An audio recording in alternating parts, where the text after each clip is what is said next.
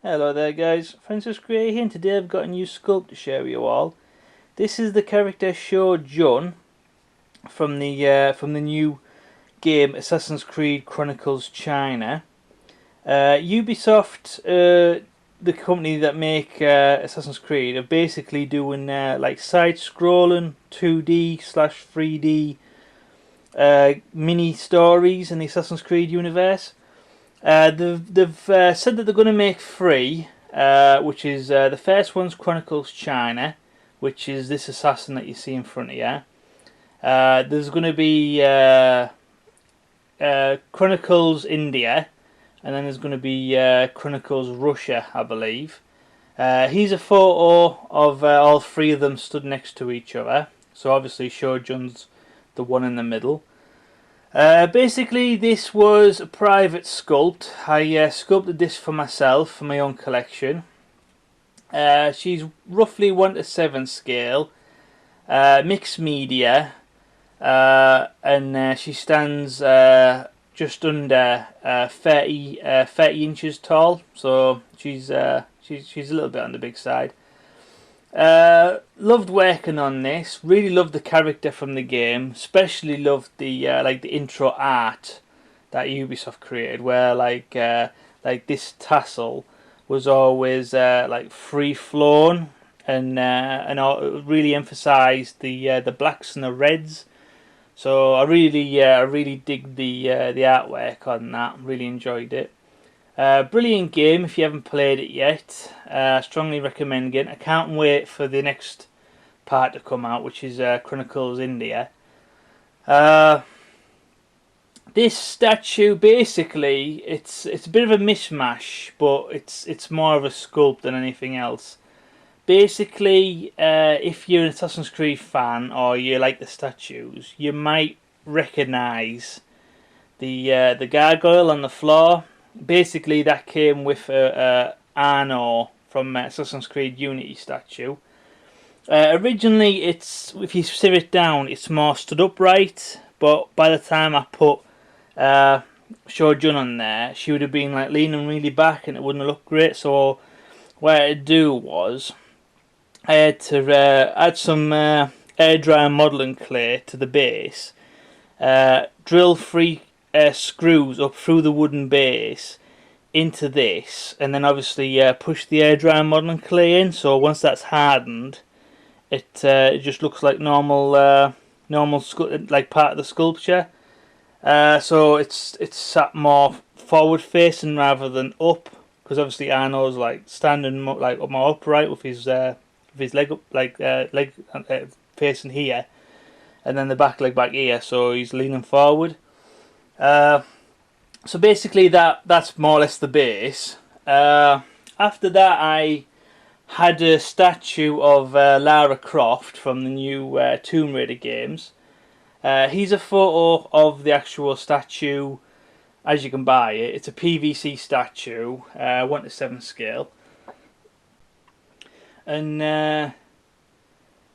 basically, what I did was I drilled two holes into her feet, and then drilled slightly bigger holes, because obviously once I screwed some screws in there to keep it in place, obviously I put some super glue there on there as well. I wanted the head of the screw to be embedded inside the feet. So once that was done, I could then use Abe's epoxy modelling clay to sculpt over to hide the screw. So obviously there's a screw in there going right down into the base. So she's nice and sturdy. She's not going to go nowhere. But obviously you're not going to see no screw head, because obviously I've sculpted up and over it.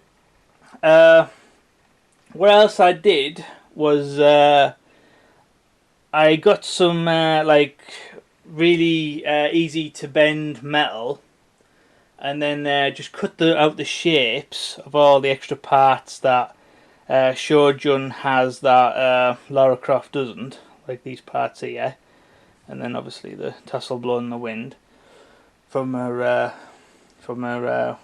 waist cloth thing, sash. That's it. That's the word. So basically, I use same again. I put Abe's epoxy all around it.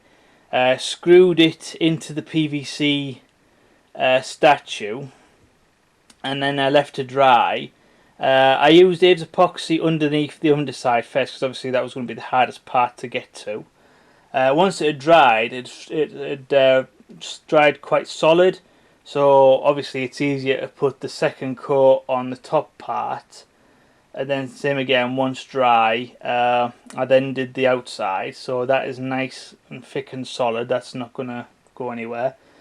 Then I built up the top part, and then the hood, and then I worked on the sash as well, and then just added all the little extras.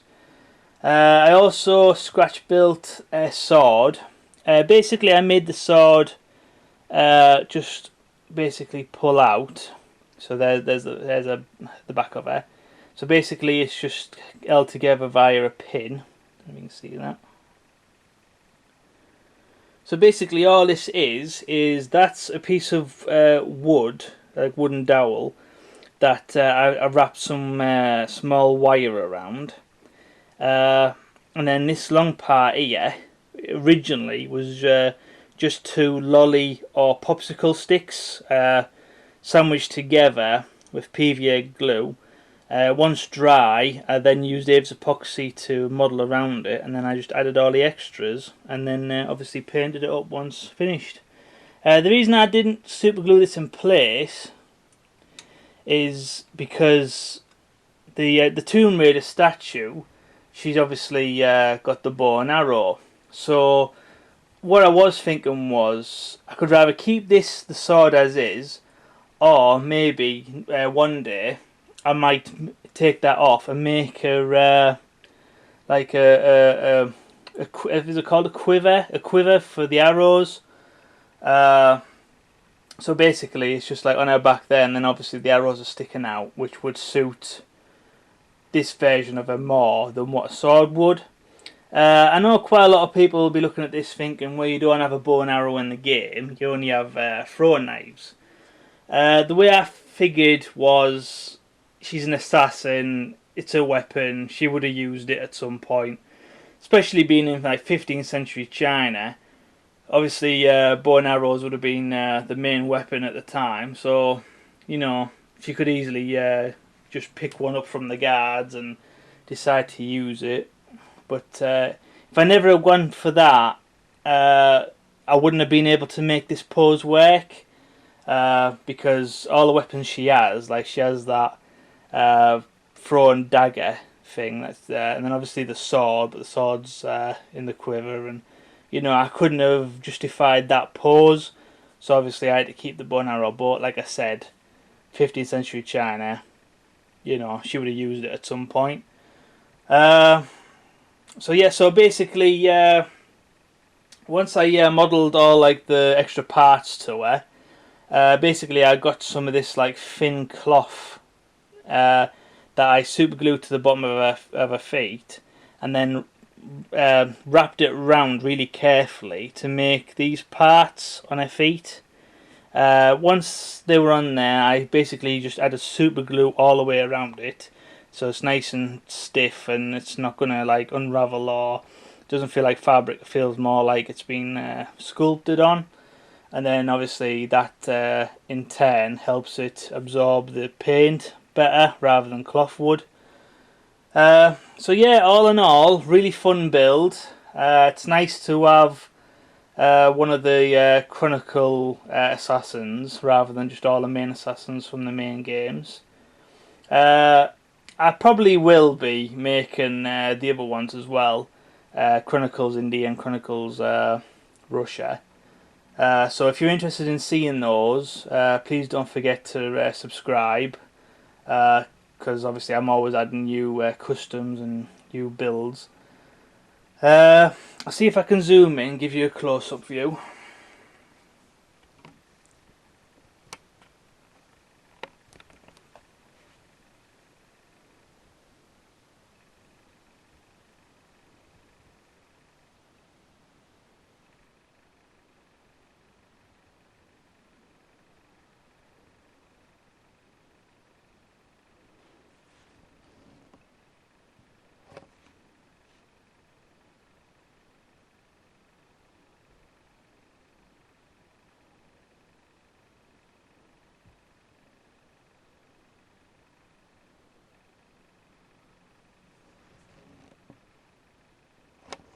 Yeah, the reason why I decided to go for this gargoyle is I know it's supposed to be in like maybe Paris, like for Arno. I don't know if it is a famous gargoyle recreated or something, but to me it looked very oriental, especially in the face and this like extra like this beard part sticking down.